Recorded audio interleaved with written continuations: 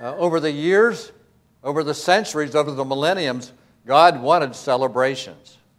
Because we Americans, we people, mankind of all nations, are very good at forgetting things. And He designed certain celebrations for people, yes, to celebrate and rejoice in God's goodness, and we want to acknowledge that today.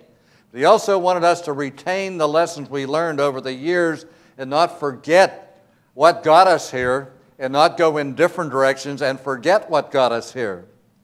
God has arranged these feasts and the Lord's Supper, Passover, all sorts of celebrations to let us know and profit by retracing our history and learning some lessons, not only on how to build a church, but in how to build a life.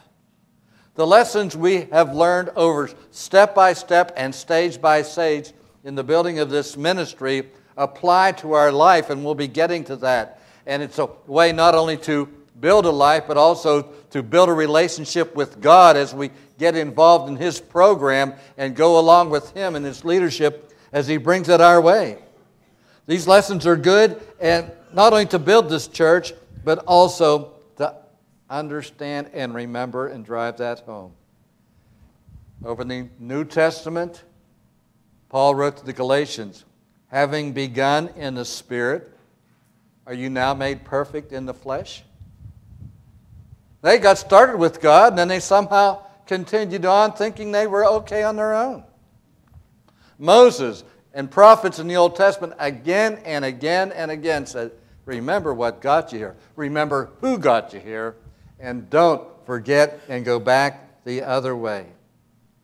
Before we ever opened the doors of Lighthouse Baptist Church, we spent 2 months in preparation and prayer over that facility, taking care of the old Oddfellows Hall, putting in some drapes, putting in some carpet, and some air conditioning, rearranging things, putting in an entrance way and a sign and all that sort of stuff. And we spent time on what kind of church we wanted to be. And even we started, the first lesson was, Jesus said, I will build my church. We just get in on it. He said, on this rock, I will build my church. And so we need to remember that it is God who built the church. And I recall the warning of a great preacher called Vance Havner, who said, too often the 4 stages of a church are a man and then a movement. And a movement has life. It's a spiritual thing. But he says, too often it becomes a machine as we become mechanical and uninspired and just making the trains run on time and having the services and keeping things neat and tidy and going on. He said, about the time you make it a machine, soon it'll be a monument. You'll be remembering what the good days were like. And you'll be forgetting what it was like when it was a movement. So we always need to remember to have that spiritual dimension and understand God's hand on our lives and God working through us in getting it done. I recall Clay Sloan, pastor at Calvary Community Church, where we went when we first moved here. And, you know, they had a bus ministry and everything wasn't neat and tidy like some people want things neat and tidy. He said, you know, that's the price you pay for having young people, young Christians coming on, learning things the hard way, learning things the awkward way.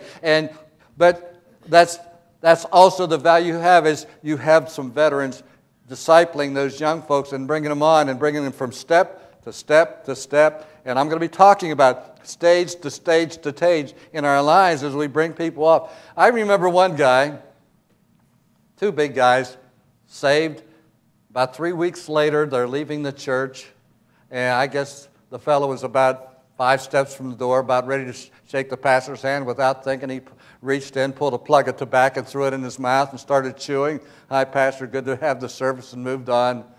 And Pastor Clay said, he just smiled and he said, the Holy Spirit can tell him about that better than I can. And soon enough, yeah, he got over that. And I still recall one of my Christian friends, I think it was Levi, telling me later on, years later, what a good Christian guy he was. So we grow by steps and we grow by stages. Let me illustrate it this way. Imagine you're one of the 11 disciples Resurrection Week. You're inspired, you're blessed. You're excited, He's risen from the dead. He says, go before me in Galilee. And you go to Galilee and you wait, and the Savior soon comes, and you rejoice and you worship Him.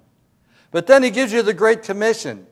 Go ye into all the world and preach the gospel, teaching them to observe all things. And you count 1, 2, 3, 10, 11. All the world. We can speak 2 languages. There's all those languages. Would you be taken back? Would you be overwhelmed? Aren't you glad that just before the Lord ascended into heaven, He said, now tarry ye here till you are endued with power from on high. Then you shall be my witness in Jerusalem. Oh, hey, we can handle that.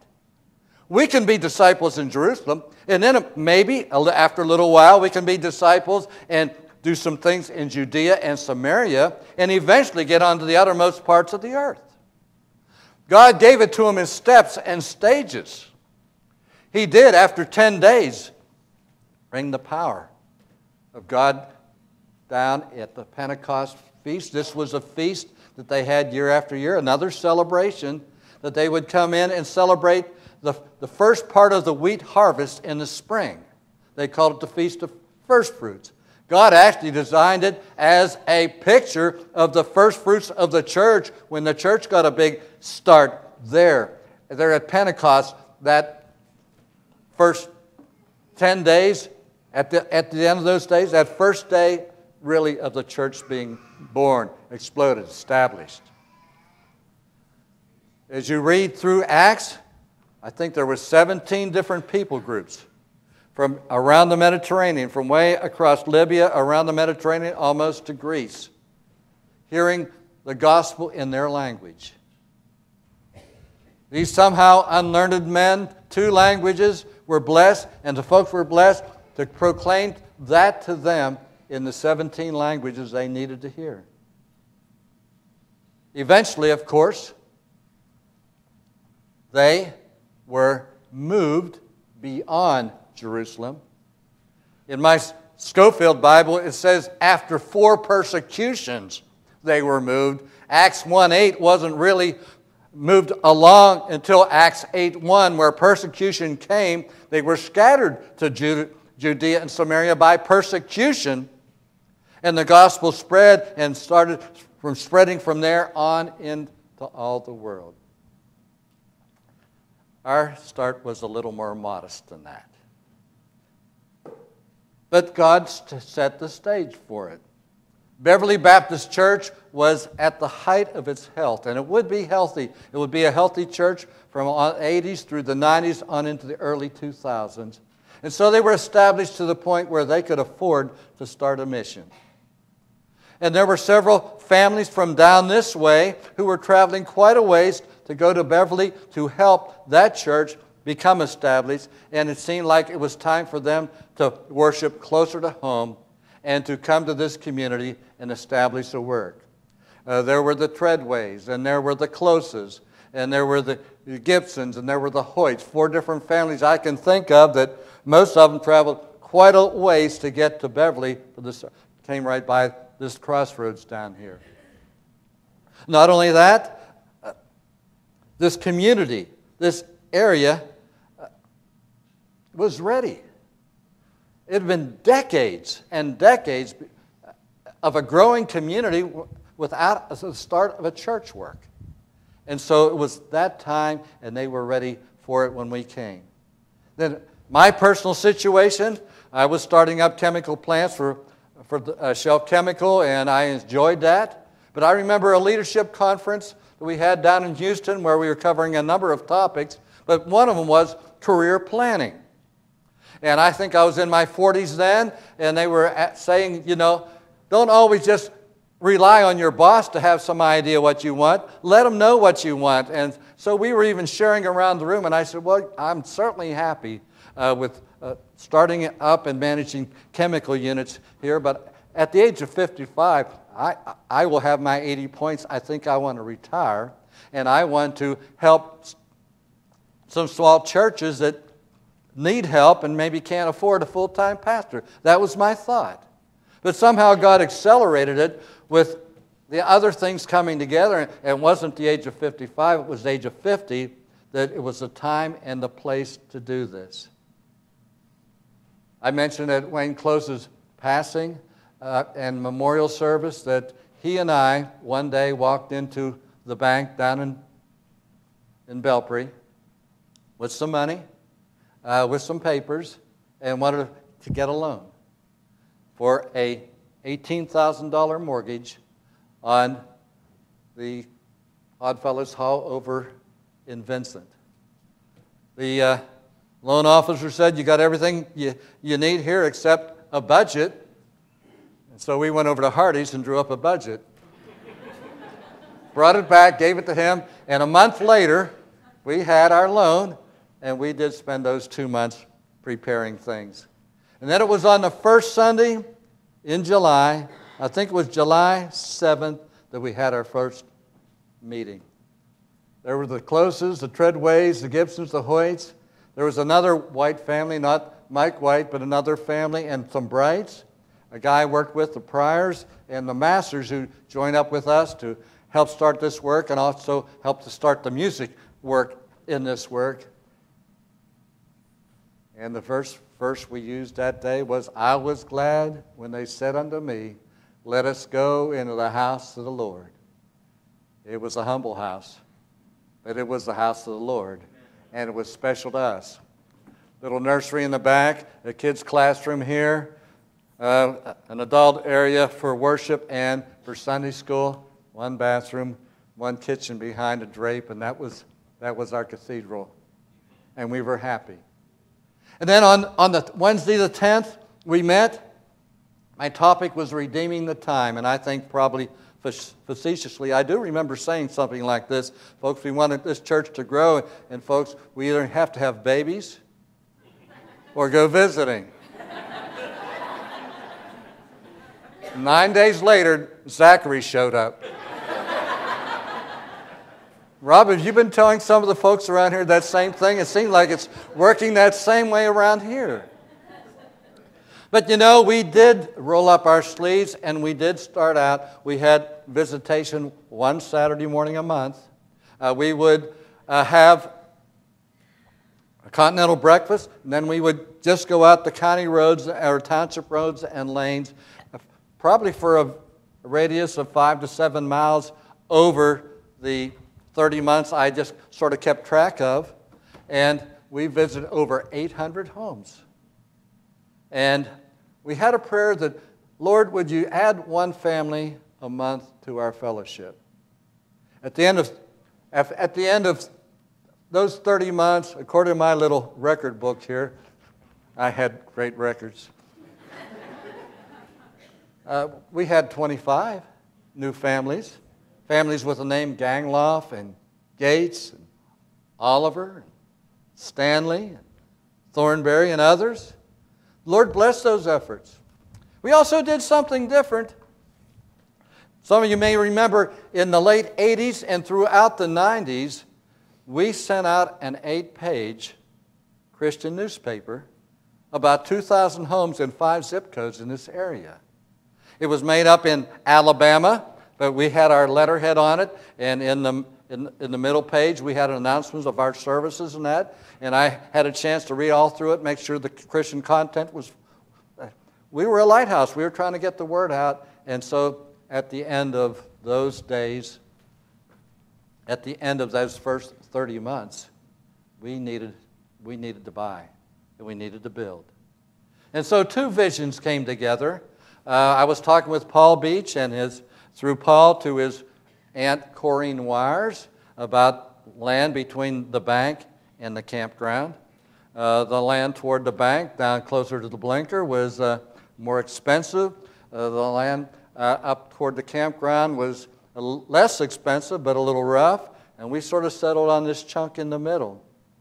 And so we arranged things, and pretty soon we closed that deal. And when we finally had the church built, we were privileged to have Mrs. Wires come, I think, the whole way from Arizona.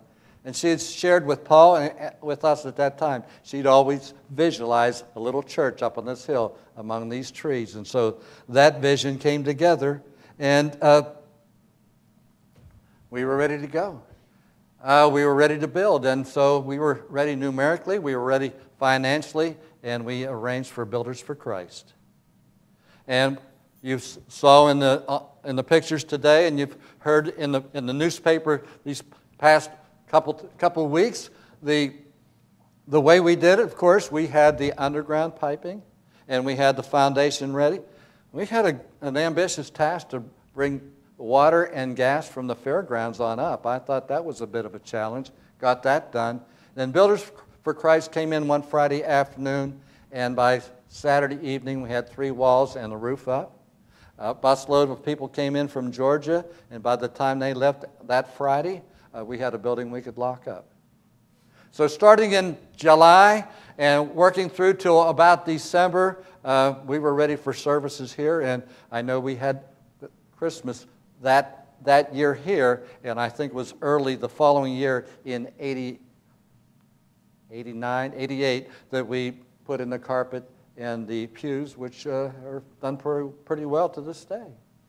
And so the first stage, $18,000. The second stage looked like more like $180,000, about 10 times that much. But with all the volunteer work, it came out about $20 a square foot. So about $110,000, and we prayed, Lord, could we fill this, and could we pay for this in 3 years? That happened over there. That happened here. That happened with our next stage out there in the gymnasium. Like all the others, we hired the metal building, we hired the heating and ventilating and the electrical, and the rest was done with volunteer labor, and it worked out well, and it was done well. We have always had good craftsmen in this congregation, and we've always had a few dumb laborers like me that can clean up after them and maybe order supplies for them and keep them moving, but get the job moving along. But you get the picture. I could talk about the fourth stage, but I want to share with you another picture now, another anniversary, because I want to set the stage for what ministry might look like in the days ahead. Today, in Israel, this is the 9th day of Av. Av is their calendar. Their calendar is a little different from ours, and it wouldn't be on July 26th all the time, but this year it's today. And the 9th day of Av is a day on which some terrible things have happened to the Jewish people over the years. And they call it basically their day of bad luck. On the 9th of Av in 586 BC, their first temple was destroyed. On that same date, 70 AD, the temple that Jesus had visited, the one he said would be torn down, the one he prophesied that this would happen, it happened on the 9th day of Av. In 1290, Jews were expelled from England, and in 1492, Jews were expelled from Spain. Closer to our day, 10 years ago on the 9th of Av, Jewish settlers in the Gaza Strip, 8,600 of them, were ordered to leave, asked to leave, forced to leave by their government, under pressure from the international community at another attempt at peace with the Palestinians. For their efforts and for their good gestures, they were rewarded with rockets and bombs and tunnels under the border for people to come in and attack their land. So you might say this year, this month, their bad luck day came early. When the United States, with such allies as China and Russia, and we know what they stand for, and several European nations negotiated a treaty with the same country who supplied those bombs and supplied those rockets and the money to build those tunnels. A country that vows to eliminate them. A treaty that if they never build a nuclear device, still rewards them with sanctions lifted and a lot of money coming in to order more rockets, more bombs, and more tunnels. It sounds like bad luck for the Jews again. And to top it off, our Congress was promised 60 days to consider whether this is a treaty we ought to ratify or not. But on the first of those 60 days, an end run was made. That was presented to the international community at the United Nations, where it was ratified on Monday, the first day of those 60 days. And so I think maybe our Congress is just getting a sort of formality. Let me add to the verse I used that first Wednesday where it says, "Redeem the time, for the days are evil." We had a nicer neighborhood in the 85s than you folks have in the 15s. Things are going downhill in our country. Things are going downhill internationally. There's one of my favorite writers who asks, in days like this, what good is God? What good is God when the Jewish nation is sort of neglected, persecuted, ganged up on? What good is God when missionaries are driven out of China 60 years ago? What good is God in a world where thousands of young ladies are forced into the sex traffic every day, every year? Phil Yancey, the writer of the book, explores these topics in this book and shows how God operates behind the scenes to actually tackle things and deal with them. In one of the chapters, he talks about an election in the Ukraine in 2004. Russia, the Soviet Union, had been dismantled somewhat, but the Russians then, like the Russians now, want to still maintain some control over that country and keep their influence on there. And they basically had somehow arranged to have one of their guys, basically the president, the prime minister, the leader of that country. But now an election was going to be held. And a guy named Viktor Yushchenko was running for the leader there. Politics in that neighborhood, as it was, he turned up very sick, nearly dying from dioxin poisoning. He hung in there, his face disfigured, his body weakened. He continued that campaign, and on the day of the election, the exit polls said he was about 10% ahead. But that night, on the big screen TVs across Ukraine, the announcer came on and said, "We announce that Yushchenko has been decisively defeated." That was the headline. But they didn't realize that Ukrainian TV has an allowance, has an assist for those who are hearing impaired. There was the big screen, but down in the right corner was a woman doing the sign language and symbolizing to them, the deaf people, what was being said. You could say she was maybe disadvantaged. She was born to two deaf parents. And yet she was then equipped to do the sign language. And for the TV, she did the sign language, but she didn't say what they wanted her to say. She says, "Citizens of Ukraine, don't believe what they say. They are lying, and I am ashamed to translate these lies. Yushchenko is our president." The folks in the studio still didn't know what was going on. They couldn't understand or anything like that. But the hearing impaired across the Ukraine got on their cell phones and they were texting friends and neighbors. And soon people were in the streets, and soon there were demonstrations. And that election was overturned.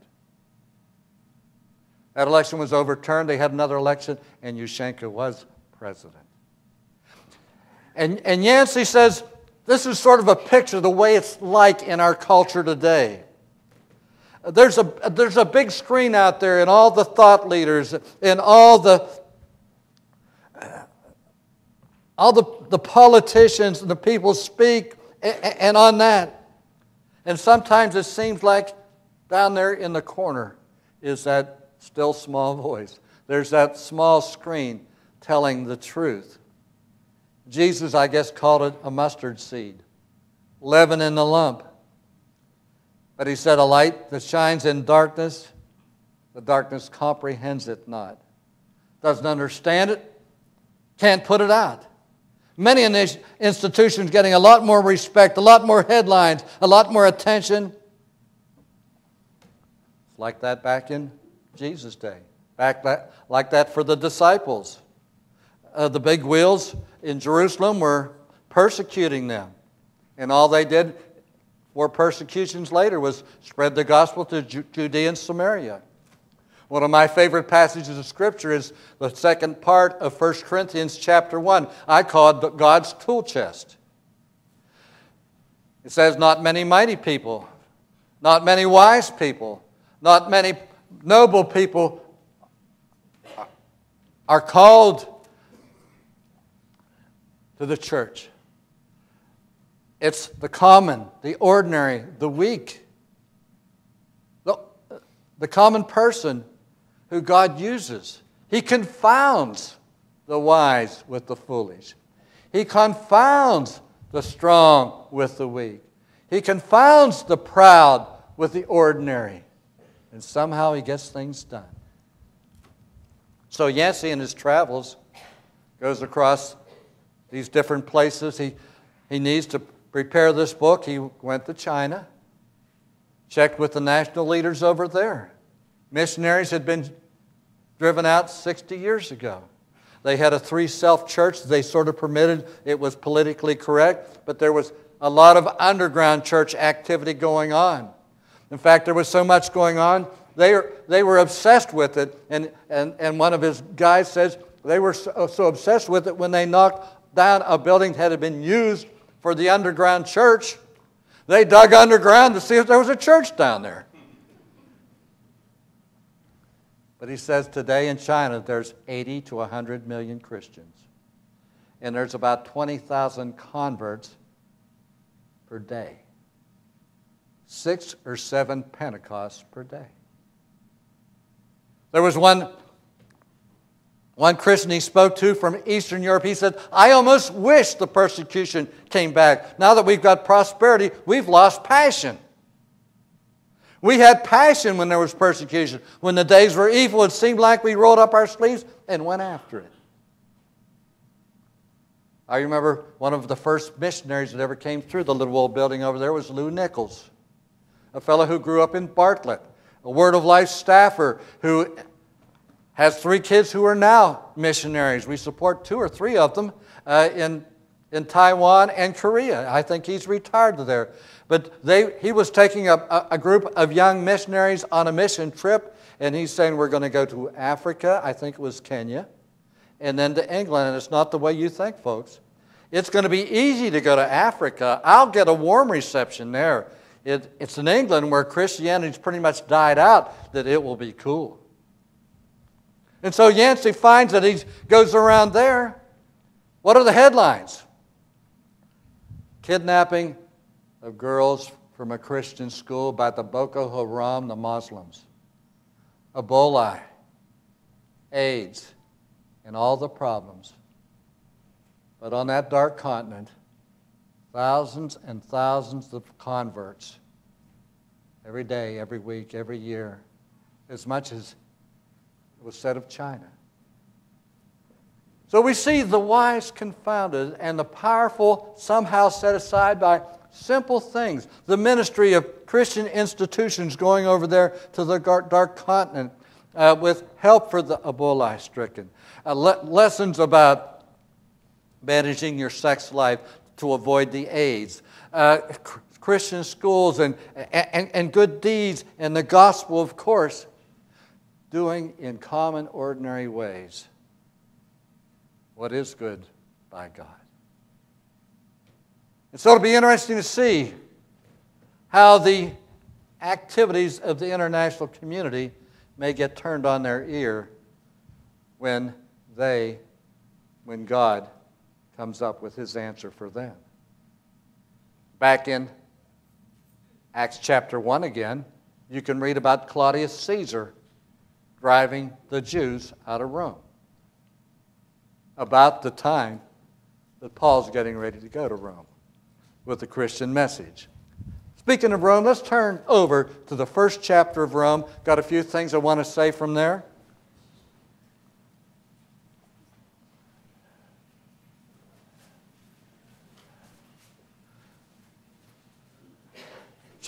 Chapter 1 in Rome is a powerful chapter. It tells us that people everywhere have a revelation of God. In verse 19 he says, "That which may be known of God is manifest in them, for God has showed it unto them." He says God's made things clear. Some people accept it, some people reject it. Going back to the verse before it, the verse concludes, people hold the truth in unrighteousness. They hold back, they hold down the truth, unrighteousness. Then if you go on down through the chapter, they do it, wise?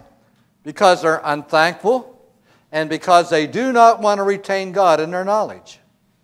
And so the chapter continues on with a list of the sad things that are happening in this world and that are happening in our United States, just the very pattern of things that brought Rome down and that has brought other societies down and speaks to the situation in our land.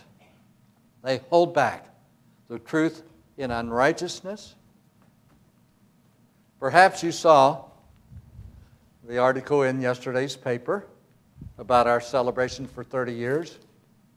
If you turn down to the bottom part of the page, you would have seen a sermonette by a pastor from Parkersburg, Brian Harrell, talking about our country today. He says the pressure is on for followers of Jesus to retreat from the crystal clear teachings of Scripture. The pressure is on those of us who take the words of God seriously to knuckle under, admit we are wrong, and find enlightenment. I, for one, cannot and will not do this. Paul warned us that we ought not to be blown around by every wind of doctrine or be influenced by lies that are so clever they sound like the truth. And Pastor Harrell says it's getting very windy in America right now. The gale that is blowing against Christians is nothing less than a demand that we stop recognizing the authority of Scripture and get re-educated and indoctrinated into the idols of this culture. You could read the whole thing when you get through. I like the last sentence.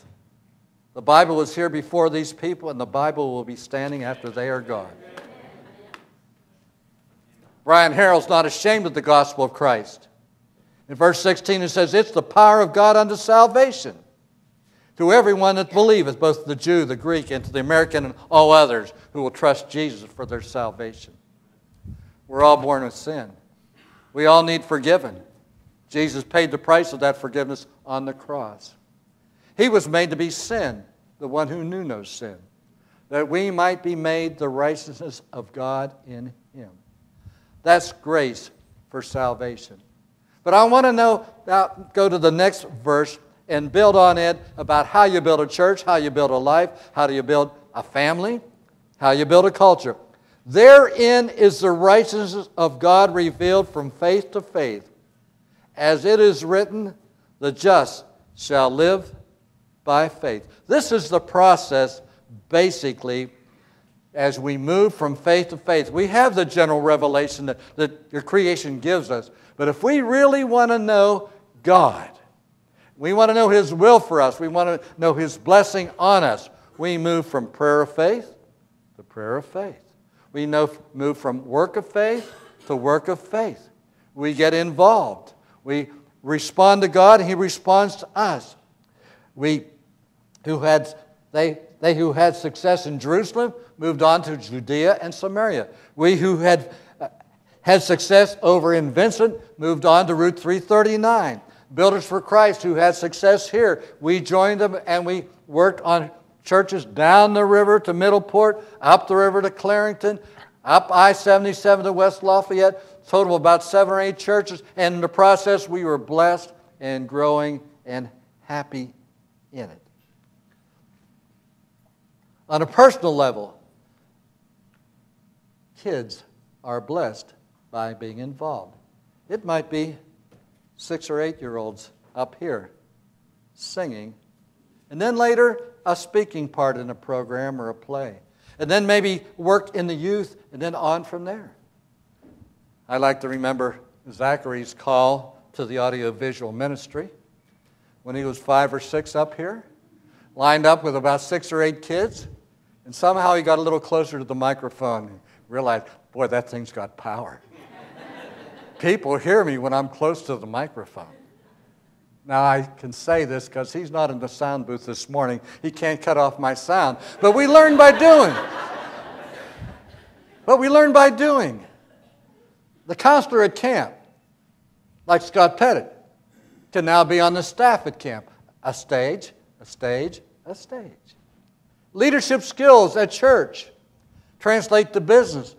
Leadership skills at business also translated to church. At one time, we had 3 people on the school board from our church. I think of Bob, Susie, Josh, folks from our church lighting a light in our community. Way up at the other end of the county, don't we have Kathy? Don't we have Eric? Don't we have Mike? And at one time, Jim Dickey, leaving a light. The church scattered is still bringing the light, still carrying the message, still doing what, and by the way, I did talk to Jim this week, Jim Dickey, and he couldn't be here today. Why? Because he's doing interim pastorate out Route 47, doing what he loves, doing what he finds fulfilling, and he certainly sends his best to this congregation for the years that he enjoyed here. Now, I mentioned success, but we also have to tolerate occasional failure. When I hired him at Shell back in the early 60s, the plant manager said, I'm going to give you the opportunity to make some mistakes. Because if you're doing anything, if you're involved, if you're making your time count, there'll be a few mistakes. But hopefully we learn lessons, move on from the small stuff to the big stuff. And yeah, they gave me my chance at a small project where I didn't stub my toe too bad before I got a bigger one and a bigger one. That's what Jesus said. Didn't he say something like, you be faithful in the little things, you'll be faithful in the big things? And didn't he have to correct the disciples a time or two? And didn't they fail him a time or two? I love it, though, when I see the generations working together. I love it when I see Alex and Kim, the Modesteds, on a mission trip together. Mentoring, counseling, helping, doing things together. We learn by doing. And you know, even our prayers can be pretty general, lacking the knowledge to really cover the nitty-gritty unless we jump in, roll up our sleeve, and get involved. Proverbs 16:3 says, commit thy works unto the Lord, and thy thoughts shall be established. You'll know how to pray once you get involved with the people and the issues of any particular ministry you have. Faith actions feed faith devotions. And there's nothing like responsibility to inspire your prayers. Jesus himself said, take my yoke upon you and learn of me. So what did Romans 1:16 say? Therein is the righteousness of God is revealed. He reveals his righteousness to us as we move from faith to faith. Jesus said, you get in the yoke with me, you're going to learn of me. You want a closer walk, you get involved. He also went on and said, you shall find rest, satisfaction, fulfillment for your souls. Shall sounds like a guarantee. So if you want to get to know God better, he's revealed from faith to faith. You want to make your time count? Understand that that big screen just distracts, and sometimes it intimidates. But in the small screen of life, doing those humble things like that one woman in the Ukraine, the wise, the mighty, the proud must blow their mind when they're confounded by the efforts of the ordinary, the ignoble, the poor. God's had His blessing on us, hasn't He? We've had it good. We live in a great community with a great receptivity, and how grateful we are for all of you who are here. And it would be our wish that each of you would certainly know Jesus Christ personally. It starts with them, but then it will also be our wish and our prayer that each of us in our way, whether it be in that corner of the county or that corner of the county, and I didn't even mention healthcare and construction and all the other ways you can represent the Lord throughout this area. So many ways we can do it. 30 great years behind us. We're not ready to be a monument. We're not ready to be a monument. So let's not be a machine. Let's continue to be a movement. And remember, the way God operates, even in the evil day, our best days may be ahead if we'll just redeem the time. To stay up to date on current events at the church, check service times, or if you have questions about the Bible, please visit us at lbchurch.com or call 740-678-2738. Thanks for listening.